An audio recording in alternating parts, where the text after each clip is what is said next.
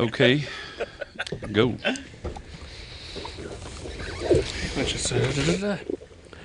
Bear Element, Episode 11, recorded 10 October 2012. Go ahead and do it again. Bear Element, Episode 11, recorded 10... shoot. One more time, sorry. It's okay. You're so fired. Bite me. Cut.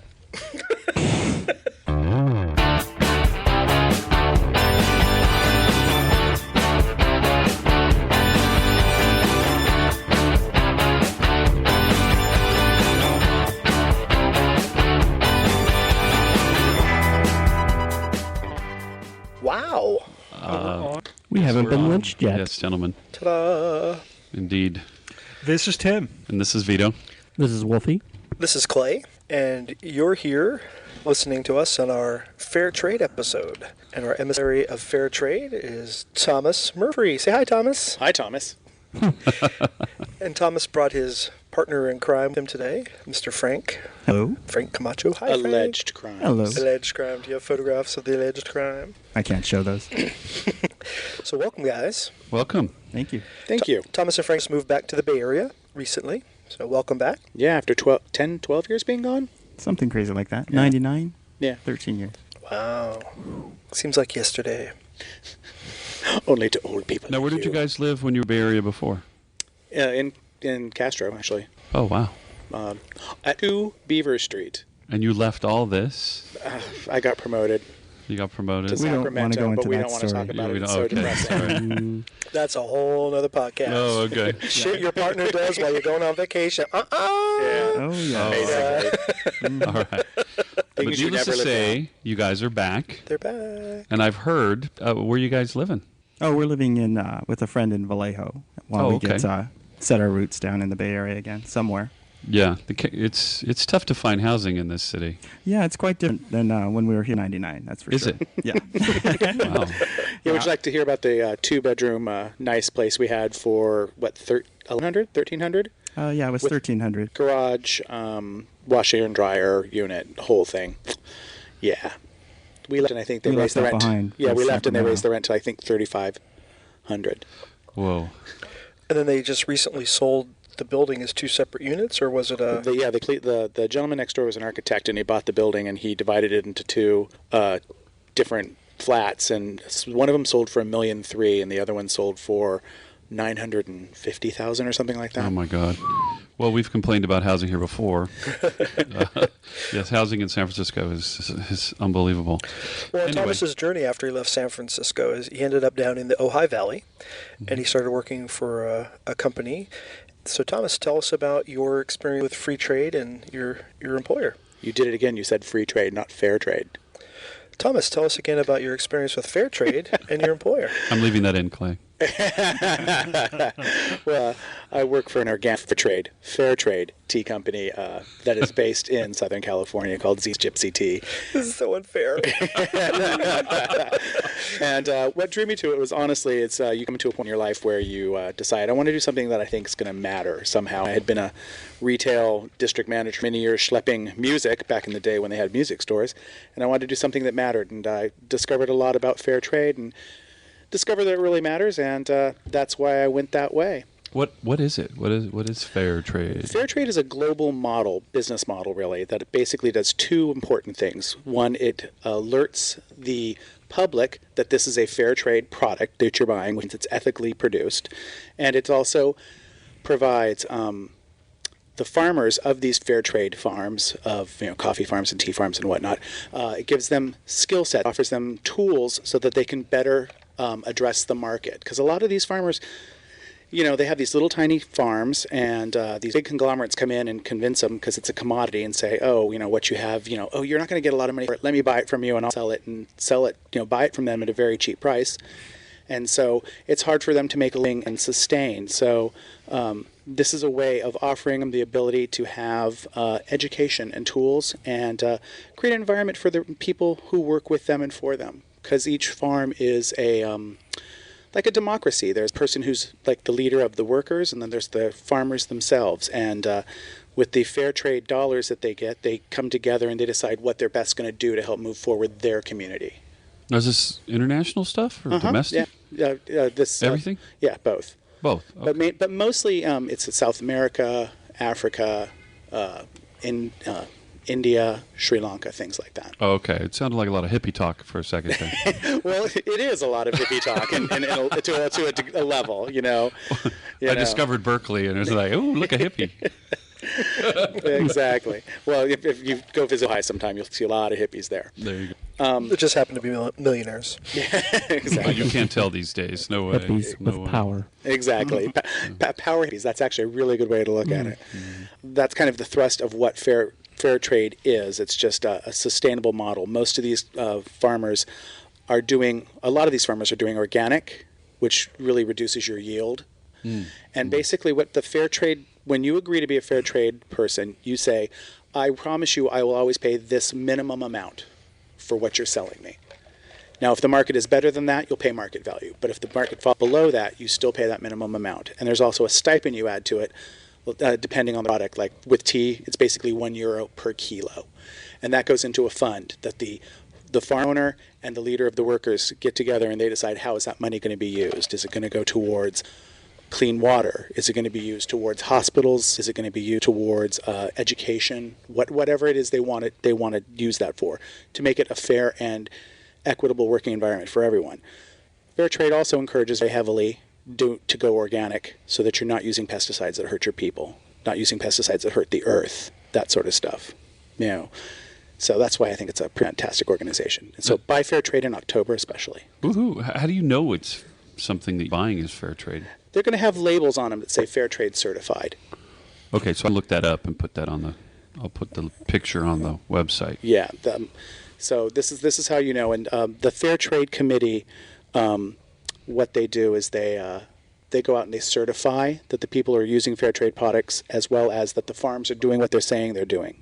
You know, they're not using harsh pesticides. So it's the Fair Trade Police? Basically, yeah, the Fair Trade Gestapo goes out and makes sure that all the things they say they're doing, and that there's no child labor, and there's no slave labor, and things like that. So you're buying a product that is coming from people with love, if you will. So Now, I've seen some stuff out there where it says, it won't say fair trade, but it'll say traded fairly. Is there really a difference? That's not certified through the two main ones who do it are Fair Trade USA, Transfair, and then Fair Trade International. So it means they're going out, and it's kind of a conglomerate idea, but those are like the main ones who really go out and certify it. So There's extra costs involved with actually getting your product certified? Oh, absolutely. You know, and to go out and get this your product certified as fair trade does cost some money to start out. But in the long run, because the yields, you know, they're paid more. And like I said, they try to make them go organic because they can get more money out of that. You know, it pays off in the long run. What are these organizations doing to educate the consumer about fair trade, besides you? Besides me. No, it's actually kind of funny that you'll find that most people who are involved in fair trade are kind of fair trade advocates who happen to have a product. Like if you buy Alter Echo chocolates, if you go to their website, Alter Echo is all about fair trade. It doesn't talk about selling you chocolate a great deal. It talks a lot about fair trade, how we're helping our farmers in Peru, what we're doing. You go to our website, we have a lot of history with our tea plantation in Sri Lanka that we buy most of our teas from. And, Gina actually got married in the tea gardens a few years back. Yeah, she flew out there. And well, that's what I'm thinking. It's like almost the fair trade thing is a product itself. Exactly. And that's what Fair Trade USA does. You know, they're going out trying to promote the businesses that do fair trade and promote fair trade itself. But like I said, you'll find most people who are fair trade companies are huge advocate and huge. You know, that's what they talk about more than they talk about, this is my product. Would you like to buy my product? This is what we do. This is a great tin of tea. You know, by doing this, you're helping educate a small child in Sri Lanka. You know. Oh, okay. You know, things like that. You know, and I'm just really impressed with where Gina came from. If you could talk a little bit about how she started her tea company. Gina is a firestorm. I will say that. She was working in Upper Ohio, up in a valley, or up in a canyon, excuse me, and she had a writer's grant, and she was writing, and she became pregnant by her boyfriend, who was a filmmaker and had no money as well. So she was going to stay home, have a midwife, and just do everything all natural. But she discovered that her son actually when she had him, had a series of birth defects with his liver. So she had to figure out a way to pay for a bunch of surgeries that he had to have. So she went up and sat in the hills and said, I'm here humble for you, God, and what is it I should do? How do I solve this problem? And she had a vision of women dancing around in gypsy outfits drinking tea. And Gina's heritage is Ukraine. Her family is gypsy. So she took that as a message. She was supposed to blend tea like her grandmother taught her and go out and sell it. So she bought a little tea cart, went into a little antique store in Ventura, California, and started selling these little teas she bought and blended and did tea shots. And a big day was $40 when she started. And now it's a multi-million-dollar company. So Wow. she's really grown it, and her son is healthy and happy, and she even has another child now. And but it was all based, her desire to do it was based in one need, but also in love. So. Well, I'm tasting this stuff. It's really good. It is some very good stuff. I agree. The the tea with the Here, cinnamon. here. What else did you say was in it? That's got cardamom, ginger, pepper. It's a basic chai. it's a chai with caramel in it. Did you have some, Tim? I did. It was quite good. I want some more. I want some of the. What else you got in there? I also brought the Renumi, which is a detox tea with dandelion. It's one of our new ones. We have a whole line: Renew Me, Relieve Me, which is exactly what it sounds like. Slim Me and Calm Me, which What are all does the fantastic. Slim Me one do? The Slim Me tea is has green tea, and it's if you drink a cup of it in the morning and a cup of it in the evening, it helps your metabolism and helps you release water rate, shall we say? Is that the polite way of putting it? And it works well, actually. Of course, 3 people in our office who've done a diet of it. Tim's cracking up over here. Are you in sales? Polite way. I'm sales and marketing. Okay, sales and marketing. Okay. I'm not the sales figure per se. I'm more the person who runs behind the 2 people who do all the sales, and I make sure the paperwork's right. Oh, okay. I'm that guy. Sales support. And you also go out to shows, right? Trade shows? I'm a trade show coordinator as well, yeah. Oh, there you go. I'm a man of many hats. When Bill and I were down visiting Thomas and Frank down south before they moved up here, we got to meet up with Thomas and his friend Kai, who had just served the chai product, chilled chai product with coconut milk, shaken in ice and served in martini glasses, right? At an event. Awesome. That was Yeah. LA Arts. So Tried that one. they really do a lot of neat stuff. It's very impressive. Very impressive. Oh, what was I going to say? Oh, Thomas and Frank, I love your wieners. Shh, we don't like to talk about that on the air. Singular. They only have one wiener. Oh, I thought you had 2. No, we Just have 2 one. dogs, just wiener. What's the other dog? Well, they're both just so cute. The other dog is part terrier, part sneaky neighbor dog. So Rocco's the wiener. Rocco! Yeah. And his claim to fame is woo woo woo. Yeah, he doesn't So bark. cute. It's the craziest thing. He just goes. And Kat, who was our guest last time, Kat and I have the distinction of only being able to greet Rocco when he's outside, because as soon as he sees us, he pees. You peace. Yes. I had that effect on my cousin's dog, you know. I thought you were going to say on your cousin. Clay has that effect on many of his ex-boyfriends. Knowing Vito's family. Wow. Was there anything that you wanted to add to the discussion of fair trade, Mr. Murphy? I just encourage everyone to go out in the October being Fair Trade Month to really go search out fair trade products. And there's 800 companies represented by Fair Trade here in America, with thousands and thousands of different products. And some people say that, I think Fair Trade's going to cost more. And you find in a lot of these that actually the cost is very much the same, especially if you're looking at high-end teas or chocolates. Fair Trade is just the same as price as any other high-end stuff. So it helps support, changes the world for people over in Sri Lanka. Oh, why would I want to buy cheap tea? Exactly. This doesn't make Exactly. any sense to me.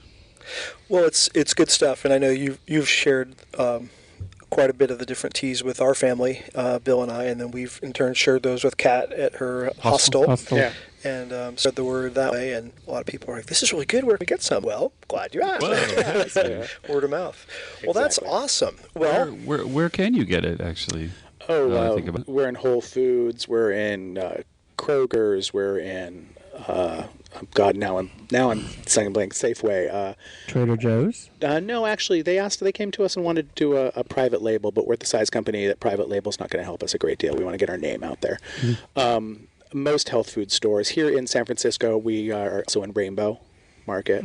Yeah, I've been there. Yeah, and What's the brand name again? Zena's Gypsy Tea. Zena's Gypsy Tea. Yeah. Okay.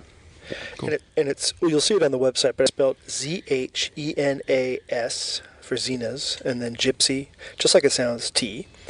Yeah, and when Zena started all this, she even designed the tin herself. She was really a hands-on creator of this. She's still very much in the piece of the visual, because she was a merchandiser and she was a therapist, so she's very much into the visual and the smell. I mean, that's one of the I think things that makes our brand distinct is when you open them up and smell them. They smell awesome. Yeah, it's amazing. The pumpkin one you gave me was a huge hit the pumpkin in the spice. office. Oh yeah, that's fantastic, isn't it? Yeah. Yeah. Does she have an accent? Nope. She's from Central, Coastal California, Lompoc. Oh, I guess that's deep. But her parents or not her parents, excuse me, her grandparents were actually circus performers in the Moscow Circus who immigrated across Europe during Nazi reign and ended up in the States. So. But speaking of accents, remember the story a while back where I was talking about someone called on the phone and they said, I was talking to a guy there. Like, well, we have two guys that work here. And, well, yeah, he had an accent. An accent? What kind of accent? Gay. That was Thomas. There were two male managers there, and they said, it's the manager with the gay accent. And everyone's like, oh, that's Thomas. That's Thomas. You go, girl. Thanks. Yeah. Thanks a lot, lady. Well, real quick, before we wrap up your section here, Thomas, tell us a little bit about the special project that you're working on. Something Jean and I are working on really hard right now is called the Robin Hood Project. And the reason we're very passionate about this is because even within these fair trade fields, with all the stuff they have, we have like 2 to 3 computers for up to 300 kids. So we were talking about the fact that, so many of us in America, the land of plenty, how many of us have just laptops sitting around that we don't use anymore because we got a newer, better version? And we just sit there and go, I'm going to clean it up and sell it or give it away or do whatever, and they just sit there forever. So Jean and I started the Robin Hood Project. And the Robin Hood Project basically give us your old laptop that you don't need. We'll have it cleaned up, have everything cleaned off of it, and put basic stuff on it, and we're taking it to Sri Lanka. In fact, Gina leaves Monday for Sri Lanka and is taking, I want to say, 15 laptops that have been donated over there to these kids, because it can make such a huge difference in their life that they can use these skills, learn with, more opportunity on computers, so they can learn more skill sets. Because what they're really trying to do now with the fair trade children, their parents are field people who were pulling tea, and tea pluckers are women. They make this motion where they're grabbing the tea and throwing the basket on top of their head. They do this 10,000 times a day to make 10,000 times to make 1 kilo of tea, and they're expected to do 3 kilos a day for about $1.75. So they're trying to get these kids the skill set they need to go out in the world and jobs, and hopefully get jobs that will bring them back to the plantation to help the plantation move forward. So it's very exciting. So does it have its own website, or is it part of... If you go to Gina's webpage, not the Zena's Gypsy Tea webpage, but Gina, ZHENAM.com, GinaM.com, you'll see a tab for the Robin Hood Project. And if anyone who's listening who has a laptop they'd like to donate, you can also email me at Thomas, Thomas, at Zenas, CHENAS.com. Spelling's hard. Who has the gay accent now? Yeah. Well, cool. Well, we'll put links on the website for all that. Well, thank you. So, kind of celebratory of your return to the Bay Area, we had a wild and crazy weekend this past weekend. My gosh. What wasn't happening? Exactly. What wasn't happening? We had the A's and the Giants in the playoff, and the Giants started off at home. Yay. We won't talk about how they did. They're doing better now. That's all that matters. That's all that matters. We had the Castro Street Fair on Sunday. It was Fleet Week, and the Blue Angels were buzzing everybody. Scarlett, by the way, really, really, really wants to eat a Blue Angel. So if they buzz any lower next year, she's going to get one. Too many jokes. The America's Cup was in town. The Harley Strictly Bluegrass Festival. It was the Columbus Day Parade. The 49ers had a game. It was a lot. The point of this, there were so many things going on this weekend in this tiny little city. And the paper said that they estimated there were at least 1 million people visiting the city, and our population is only 900,000. And trust me, I don't know if anybody tried to get on public transit that weekend, but you could tell. I mean, even where I live out in sleepy Upper Noe Valley, it was standing room only all the way into the Castro for me to get to work. It was crazy. It was packed. I'm on the Caltrain Twitter feed. I regularly got messages all weekend basically saying train number such and so, standing room only. Wow. Yeah, I was really surprised. I think I got really lucky. I was running a beer booth here for the Bears at Castro Street Fair. Didn't have any trouble coming into the city. You know, I came up from Sunnyvale, so I just came up and over the backside of like up Portola and all that and down to Castro Street. And leaving was just as easy. I was amazed. I think that's mainly because I came over the back way instead of going through downtown and all that sort of stuff. But we came across the bridge, same thing. Traffic was not bad at all. And I'm glad to hear that the public transit was, though. That's great, you know, because people should be using public transit, you know. Yeah. So that's better. Bart had a record weekend. They had, I believe it. But yeah, because Sunday after the street fair, Bill and I went to see Madonna's concert down in San Jose, and I did. 280 was just free and clear the whole way down, so we didn't really have any problems. So yeah, the freeways were fine. It was the public transport that really took the brunt of that. Yeah, I heard they bulked up for the weekend. All the drivers and everything, the police and everything just completely ramped up. I didn't take public transportation, but we drove down on Saturday to get my mail. We didn't have any problems actually, but I think because everybody was using public transportation. But I guess the hotels were totally packed. Everything packed. Oh, it was just insane. Yeah, crazy. Did any of you notice at the street fair that there were a lot of markings where booths were supposed to be, but nothing was there? Yeah. Like someone paid to put a booth there and didn't show up. you're talking about the Castro Street Yeah, Fair? Castro Street. There was like these weird gaps. Walk along and there'd be a booth and a booth and a booth, and then be this like weird gap. Well, I know that when I went up, I took a break from the HRC store for something to eat. I went up on Market Street where all the booths were, and the kid behind the counter, he's like, "How's your day going?" And I said, "Oh, it's pretty good. I'm on up from work and everything." He's like, "Oh, I wish I had a break. I'm so tired." And I was like, "Well, what have you been doing? You know, you're here all day." He's like, he was at the Bluegrass Festival on Friday, and he was at the Cal. Oh, we forgot about that. The Cal Berkeley game was on Saturday. And he closed that, and then he opened the Castro Street Fair, and he was there the whole day. So, you know, there might have been people that were overcommitted for the weekend because there were so many different places they could possibly be. Oh, the vendors? Yeah. Oh, wow. Yeah, potentially. I didn't think about that. So why were there so many things scheduled that weekend? Is that like the most ideal weather situation? Is that one? Now, October is historically one of our better months for weather, I think. Oh, yeah, absolutely. I've got a question for you, Clay. You work part-time in the Castro. You know where the decent restaurants are.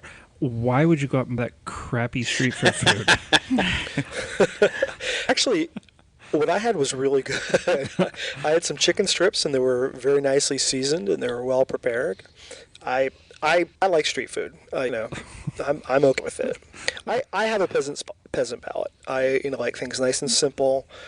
And Thomas invented the, "Oh my God, this has salt and pepper in it. It's too spicy." You know, He's such a spice fanning my man. face. I put sriracha on everything. Oh, He's spicy. oh my gosh, it's so spicy. It's salt, Clay. It's salt. God, you guys.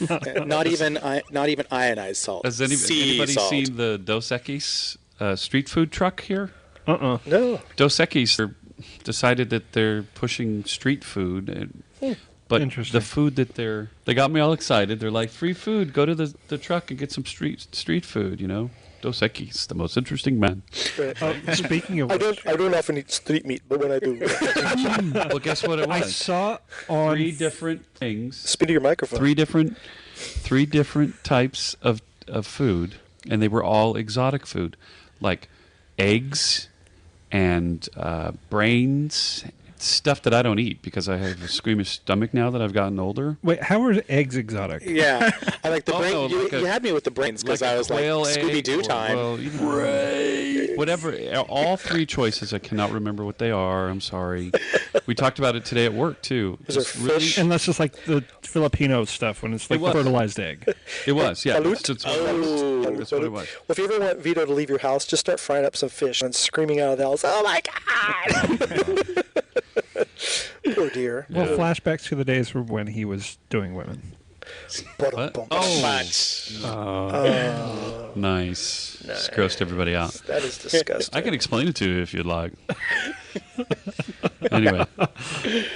So, speaking of Dos Equis, though, I just saw on Facebook today that there was an image. It's the guy, one of the memes, with the most interesting man in the world.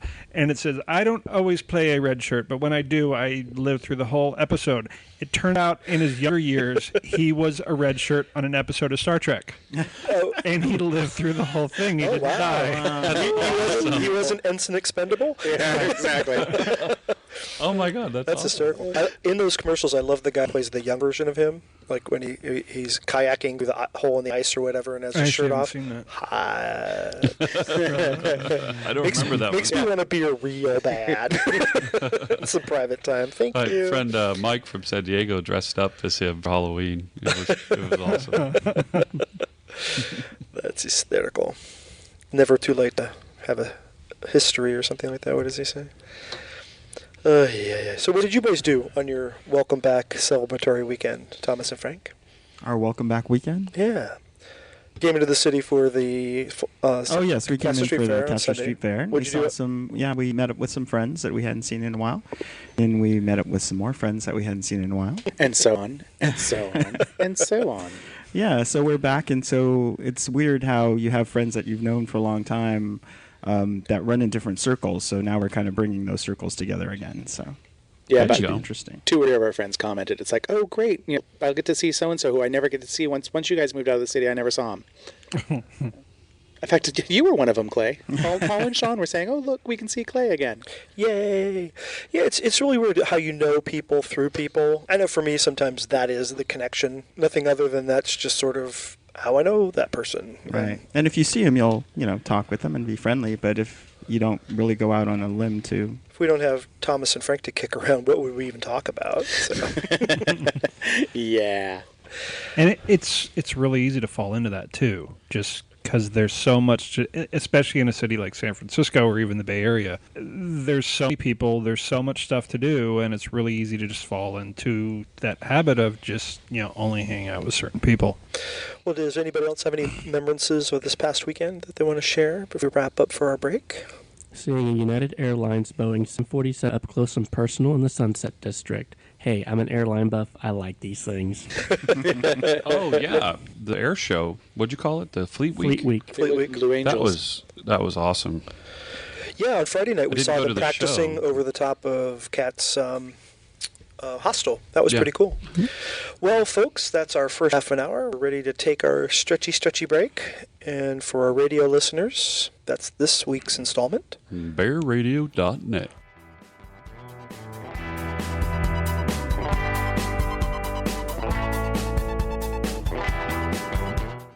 Now, anyone? Yes, we I are think back. this blew out everybody's ears, Clay. Air Element. They're bleeding. Welcome back from the break. Oh, my God. Oh, wait. Different podcast. Sorry. This is the bear. This is the bear. yeah, Fucking B-Bush. bear. Damn it. So, Clay, this is Vito. This is Tim. This is Wolfie. This is Clay. And our guests today are Thomas Murphy and his partner in crime, Frank Camacho. hello. Hello. No, wait a second. Your last name is pronounced how? Murphy. Murphy. Well, that's interesting. Yeah, I think somewhere in my heritage and family, someone did want to be Irish. So they thought, if I just take off the Y and I add an EE, no one will notice. That's what I'm believing. So you always have to tell people the correct pronunciation I of just your last name? blow people off mostly. They go, Thomas Murphy. And I'm like, yeah, it's me. What do you want? Whatever. Yeah, you'll spell it for them, but they'll still put Murphy down. Yeah. because Right. people don't listen. So Well, there's a Murfreesboro in Arkansas, right? Tennessee, Kentucky? It's one of the somewhere back states? there because that's where we're all from. So Well, just real quick, since we're talking about this, every once in a while, it happens maybe about 5 times a year, I'll say, hi, this is Vito, and they'll go, Peter? I don't know why.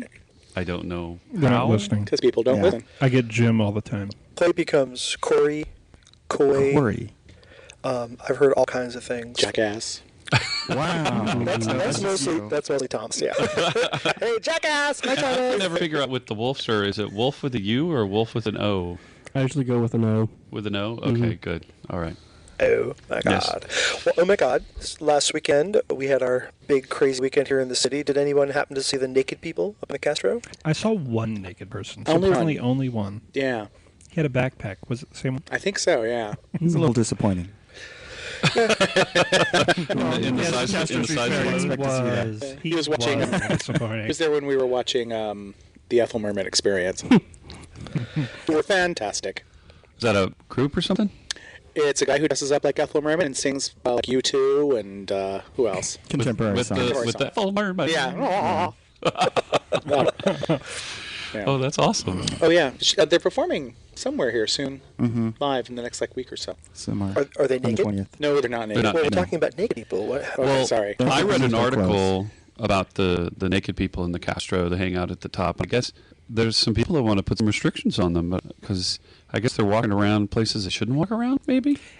It's not so much where they're walking around. I mean, Scott Wiener's trying to put forth some legislation to Wait a second. have. Yes, his name's I'm Scott wondering Wiener. if anyone's going to pick that up. Yes, Scott Wiener. That's Supervisor Wiener to go. Miss Wiener, Super I Wiener. have something for you to sign.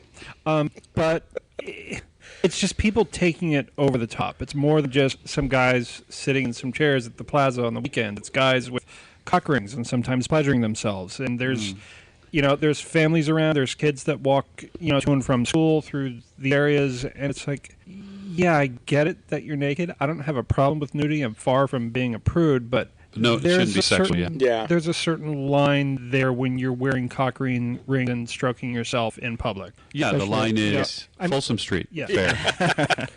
Wait a minute. Folsom, Why don't, Dory, whoa, let's all back that up that line to you should be attractive enough to be naked in public. Oh, yeah. There's a rule that says that Well, if you're willing to go in public and be naked in the Castro, you're probably not Probably that not attractive. attractive. Unfortunately, unfortunately that line shifts for everybody, though, because what I find attractive, a lot of other people aren't going to find attractive. Well, suffices to say, you won't find me naked in the Castro. Damn it. Thank you, God.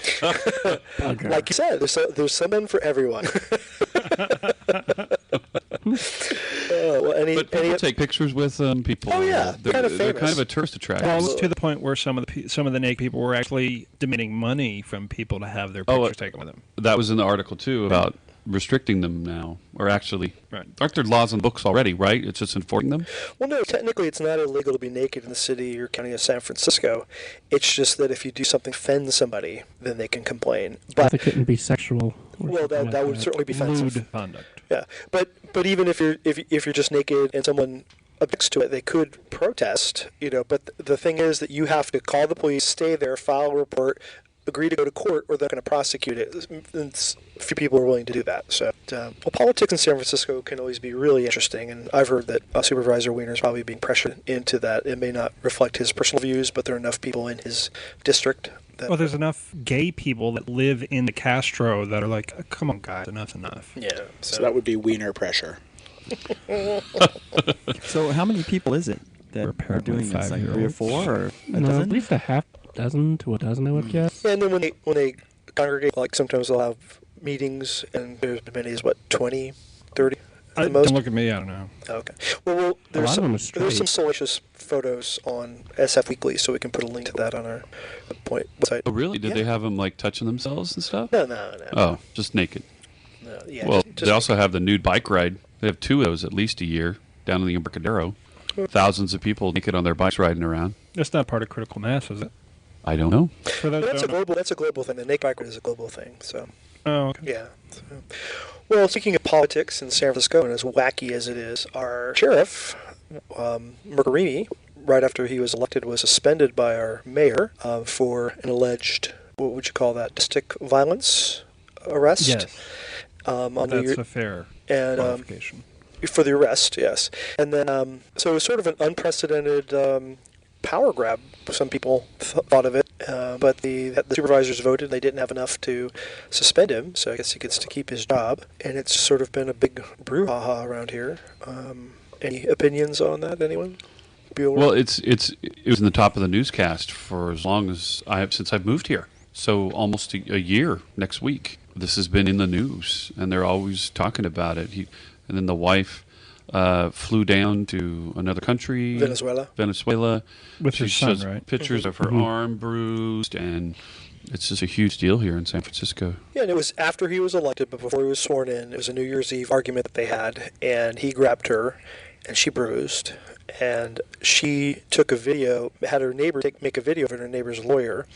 And her whole intent of having the video made, she said, was that because they were arguing about possibly getting divorced in custody of the child, so she wanted to have something in her pocket in case they went to divorce court and things weren't going her way. And she thought she had attorney-client privilege and confidence in that regard, and it was the neighbor that actually chose to disclose the video to, I guess... To say it was a domestic violence. It's another one of those news stories where public opinion was on the side of the woman or the quote victim. Even when she didn't want to be, and even when she said repeatedly that she wasn't a victim, she said repeatedly that she bruises easily. Playing with her son, she can be bruised. And that he went attacking her. He simply grabbed her. And a lot of people would even say that is beyond where anything should ever go. I mean, I think that's where a lot of it stemmed upon, that even grabbing somebody is a line that you don't cross. Who are these activists for domestic violence to get involved in their relationship? If she said that it wasn't an act of violence, that it was normal behavior in their household, and she didn't have a problem with it, I mean, to me, it's as condescending. Those women in these domestic violence groups that are calling for Mercury's head, they're just as outlandishly disrespectful to the wife as the old white male guard that they hate so much from the past. I mean, if she says it wasn't violence and she doesn't want anybody involved in this, why don't we listen to what she has to say? Because women have never lied about the fact that they were in an abusive relationship. That's exactly what I was going to say. Right, but this is one incident. So now if there's a pattern of that down the line, then you can take a different view of it. But you can't just come into somebody's life and somebody's household and dictate to them what's acceptable and isn't acceptable. Well, it also comes down to, the way that it was being approached about what people saying with the woman's like, no, this is domestic violence, whether you say so or not. It's denying the woman's ability to take care of herself. Exactly. And I find that very distasteful and very offensive on the part of these groups. And, getting involved way ahead of any laws, they're demanding that the mayor sack him. Well, the mayor has no legal cause to fire him. Well, that's definitely the main issue is what is appropriate between the someone's personal life and their work life. Isn't there like an ethics clause, though, in the contract or in the agreement or something? Which there can be in a lot of public jobs. Mm-hmm. So. But did you ever file anything? No. So she never came forward and said this was an issue. And she protested from the get-go when that video was released. She said, nobody has any right to see this. This was something for me, only to be used if my marriage failed. It's supposed to be a chip that she was going to use in family court. It was never intended for any kind of criminal prosecution. But isn't that going against what she was saying anyway, right there? But it's not violence, but if we go to court, then I'm going to say it was violence? But no, she never said she was going to say it was violence. She was just going to say that that he was bullying her. She was going to say it was violence. Because that's why it's a chip. Right. Exactly. That's why you can play the chip. Because if that's what happens at their home every day, then why should that be an issue in court if she's saying that's what happens in a home every day? So how can all of a sudden we're in divorce court and now I'm saying, well, this happens every day and now it's bad? Well, that's the question. This is what's been going on, this debate in San Francisco. But fortunately or unfortunately, he is our sheriff, right? Is that what it is? Did I get that right? Yeah. Mm-hmm. Yeah. Interesting. Well, I don't think it'll end here. I don't think so either. I think this is going to be a repeal for a while still. Whatever, another process? No, I think the public discourse on this isn't going to go away anytime soon. Yeah, I don't think, unless there's an insane amount of public pressure, I don't think he's going to be out of a job. I think he's in as chief of police. Chief of police, sorry. There's... No, sheriff. Sheriff. He's a sheriff, yeah. Okay. The public outcry could... Because there's plenty of signs around the city that say reinstate Mercury, save our sheriff. He does have quite a bit of support. So, Anywho, well, speaking of, and one of the things people are saying is we elected him. It's not fair for the mayor or the board of supervisors to undo our vote. And we got another vote coming up, and the big question is with this new VP debate, is it going to amount to anything? Will the vice presidential candidates debating each other matter? Opinions? I think it really depends on how it all shakes out. If it turns into another sludge fest like the first presidential debate was, I think it's not going to make much of a difference if Biden just ends up, being overwhelmed by a barrage of lies and half-truths like Obama was. But if he's able to come out and actually present his case and make some solid points and make Ryan look like the dipshit that he is, then I think it might say something. Talk about different styles. They both have such completely different styles. Well, and Biden's not known for being the greatest of speakers. He has, issues where he has these little faux pas and trips over his tongue from time to time. I think that's actually part of what might make it brilliant. There you go. Well, I don't know. I just think that the only people that might swing are the independents who are really undecided, and I don't think there's a ton of them out there. Yeah, you see, they could say anything in these debates, and I still know how I'm going to vote. Right. Yeah. And I think a lot of people. But maybe Ryan will, really show his true colors. What is it? Ayn Rand? Ayn Rand. Ayn Rand? Yes. The Atlas Shrugged. Yeah, what is it? Yeah, there's a new movie coming out. Objectivism, libertarianism, that kind of thing. Yeah, and it's all about the kind of, take care of yourself, right? Mm-hmm. Don't care about the anybody motor else. of the world is run on corporations, is kind of what the book was about. Really? Yeah. It's really funny. I love that book in college, and I reread it maybe 10 years ago, and I was like, this is so misogynist. Oh, my God. Yeah. Interesting. Well, Vito, you were saying you noticed something about the projected votes in the Electoral College. What was that? Yeah, in my browser, when I go into work, I have it automatically come up in Chrome to show me what the electoral college... The Electoral College. I may or may not keep that in. I haven't decided. Well, my browser shows me the mechanical college. It's completely different than the electrical college. All right, I'll leave it in. Okay. So the Electoral College. Why did I say that? Anyway, and Obama is smoking over 100 points up. Newports, I hear. I would think that an Institute of Higher Education would be non-smoking, but what do I know?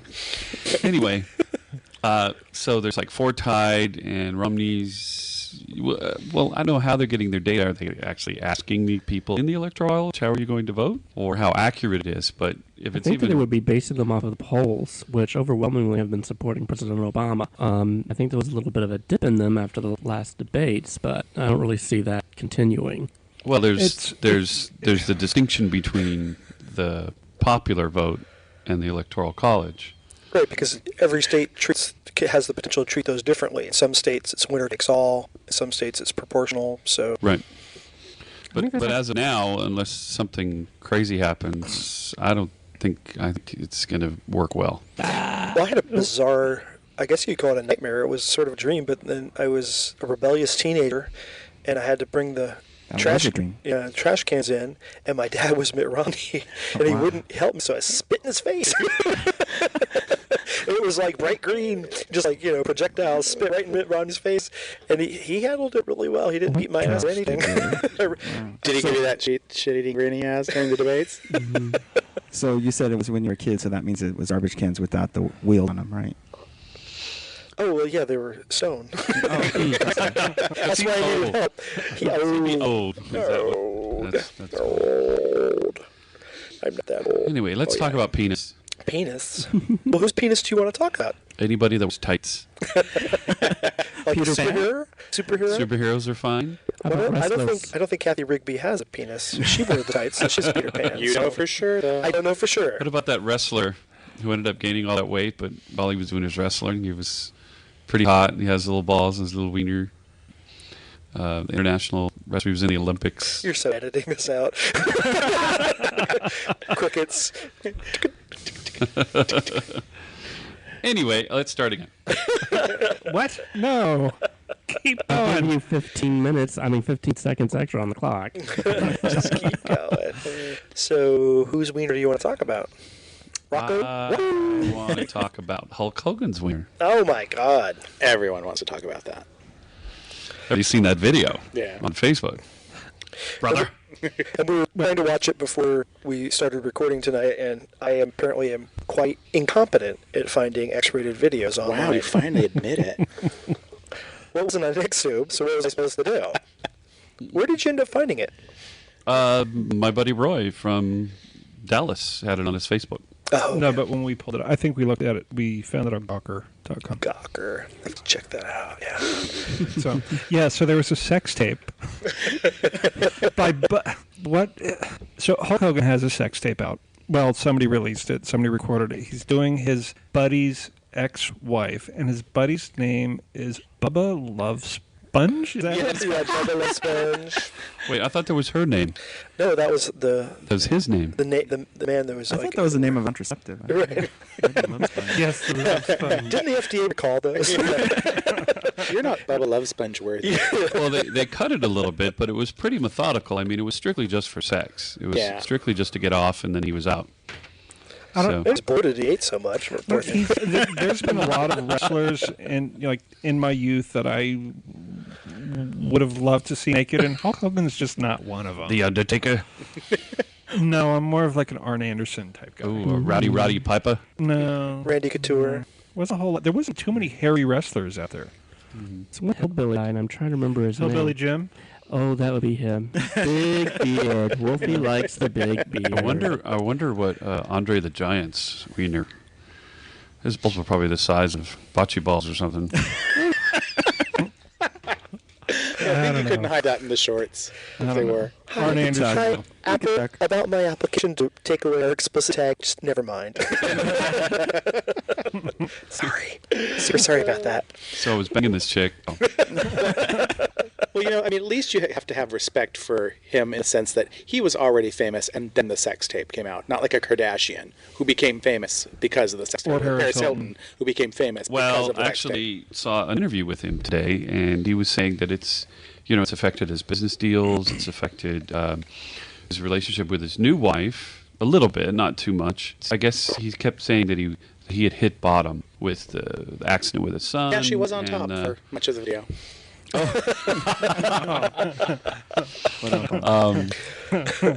Yes, indeed. Anyway, and then he's gotten his life back after 6 years of the whole debacle after the Divorce and the reality show and all that stuff. And this is quite a blow to him for this to come out. Well, So it's a blow to him for it to come out, but not for him to do it. No, he got blood. He got blood. Good point. yes. Good point, Mr. Frank. Well, and that's the thing is if you're gonna have sex on tape. Well, he didn't know it was being taped. Yeah, I was going to say, it seemed very much like he had no idea. No, he had no idea. He said he had no idea that it was happening. Also, and one of the things that I said, apparently Bubba the Love Sponge, he's the one that actually recorded it and had every intent of trying to make money off of it. Talk about sleazy. So it's his best friend Ex-best friend? Or ex-wife? his best friend records it to make money off him fucking his ex-wife. Right. Nice. Apparently Hulk had permission, air quotes. Permission. Oh. Okay, so I don't know. It's no one weird. was It's cheating? just fucking weird. Yeah. No one was cheating then. Well, I don't even like that word, but Yeah. no, a Bubba Love Sponge. Well, you mentioned other. Bubba Love Sponge. That sounds I want shirts. Bubba I want Love shirts that say that on it. I want Barry White to say that. Yeah. Bubba Love Sponge. Bubba Love Sponge. I would To prefer a disco beat. Bubba Love Spooge myself, but We need a remix. Apparently he's a DJ too, so I don't know what radio he's DJing. But DJ Bubba Love Sponge. hey, Mr. DJ, put the Love He's Sponge on. I want. FM. Well, what other sex tapes? You mentioned the Kardashian, and then Paris Hilton. I never saw Parasite Paris Hilton. Hilton. Okay. Wasn't there a Colin not- Farrell one? Oh, yes, there's a Colin Farrell one. Yeah. Oh, that and was. Tommy Lee. And, Yeah, Tommy Lee. Yes, he's got a really long wiener, right? He does. Actually, I've seen that part of that one. And Oh, so tacky. They're on a boat someplace. It's As opposed just to them, and Elephant. he's got done fucking her, and he's like, "Oh, Pamela, I love you so much," and it's just, oh, And then they divorced. And then remarried and divorced again, did they? Yeah, but I saw something with his house, his crib. It's an incredible house. Incredible house. Motley Crue residuals are good. Interesting. good for him. So, any other no, wrestlers that you fantasized about, sex just tapes still- that you've seen? I was trying to think, but still, yeah, I think just gonna hold out for the Arn Anderson sex tape. If any of our listeners have an Arn Anderson sex tape that they'd like to share with Timmy. Yes. he would very much appreciate it. But I was talking with someone about this. Ooh, big boss man. In regards to watching porn, have you guys noticed, because this happens to me, that when I do watch porn, I don't remember it after I watch it. You guys? Like, Thinking with the other head. like on Xtube? I was interested, very interested, and then I went to sleep. No, like on Xtube, I can't even count how many videos I have seen. These little clips of a minute or 2 to 3 minutes. I don't remember any of them. Well, because you only watch them for 15 seconds.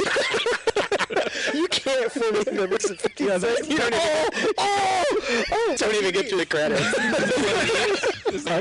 Are you just feeling I've got cheap? mail.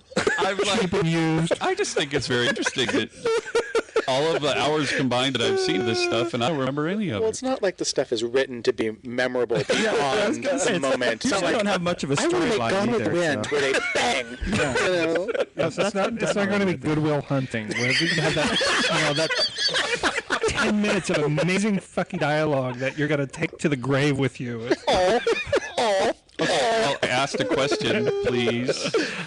Pornographic narcolepsy.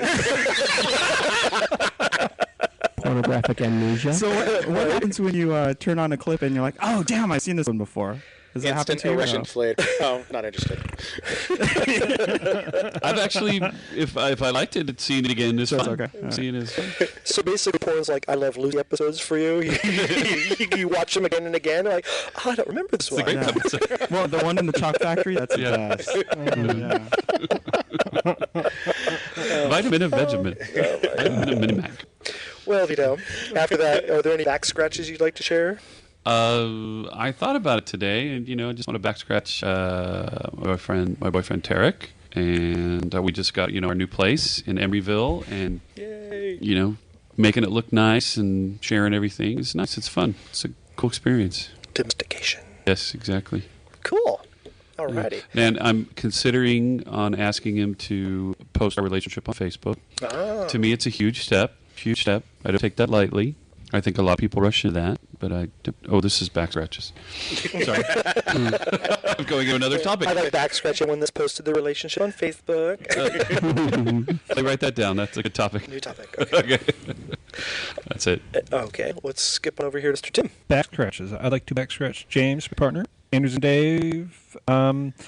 Special back scratch for Michael Elliott. And everybody came out over this past weekend, Castro Street Fair, helping out with the Bears of San Francisco's beer booth. Alrighty. And then Tom's Frank. Thanks for being here, guys. Thank you. Thank you. Wolfie, Oh, how yes. about you? I'm sorry. I didn't back scratch you guys. Yeah. Thank you for coming. It was unspoken. Oh, and the tea is fantastic. Thank you so much. Yes. Very well. Definitely would like to give a back scratch to Thomas for wonderful tea. Thank you very much. Also like to give a big back scratch to my friends Richard and Chris who put on Remember the Party on Sunday night. I didn't go, but I understand it was a good time. Something that we left out in our weekend wrap-up. Oh, yeah. One other thing that was going on crazy again. Well, this is Clay. I'd like to give a big back scratch to my partner Bill for taking me to my very first Madonna concert this past weekend. That was a lot of fun. Talk to the Don Cherry. Gay cards. So gay. Yeah. Well, all my friends are like, "Oh my God, Bill, you're such a good influence on him. He watches sports. He's going to a Madonna concert. He has things with. Yeah, he cooks. He knows what a kitchen's for." Oh my God! Now there's a whole episode I can't talk about. Man lived with us for years, never cooked a thing. Now everything he posts on Facebook is some elaborate meal he's prepared for Bill. I'm like, what the hell? What the hell? Well, I was just being lazy because Thomas and Frank are such good cooks. So my big back scratch to them for paving the way, shoveling the way, as it I were. was going to say shoveling. Shoveling. I forgot to give a back scratch to Frank. Sorry. So let's jump right to Frank. Frank, who would you like to back scratch? Oh, well, I'd like to back scratch everyone here for having us on. New experience for us, and thanks for welcoming us back to San Francisco. Look forward to staying here for a little bit. And, of course, my partner of 21 years, Thomas. Oh, I know we're like gay dinosaurs. I'd like to back scratch Frank, of course, for 21 years, and Putting up with Thomas's big I know. back. You should speak. Every time I talk about Bill to anyone, they say, "So what's Clay's boyfriend Bill like?" I'm like, "He's fantastic because he won't put up with Clay's big bag of bullshit." So you're back scratching Bill. Okay. And I'm going to back scratch Clay and everyone here. Thank you so much. All right. Well, I think that we've had an absolutely wonderful discussion of free trade. I mean, fair trade. Oh my God. And it's been another lovely Back episode. to the mines. Back to the mines. All right. Well, thank you, and we'll Thank you. see you next Tuesday. Night. Smell ya. So 11. 11 in the can. Cheers. Yes. Nailed it. Now it's Bear Element behind the scenes. Oh, God. What really happens? We just tear shit down and go home. Visit us at bearelement.com.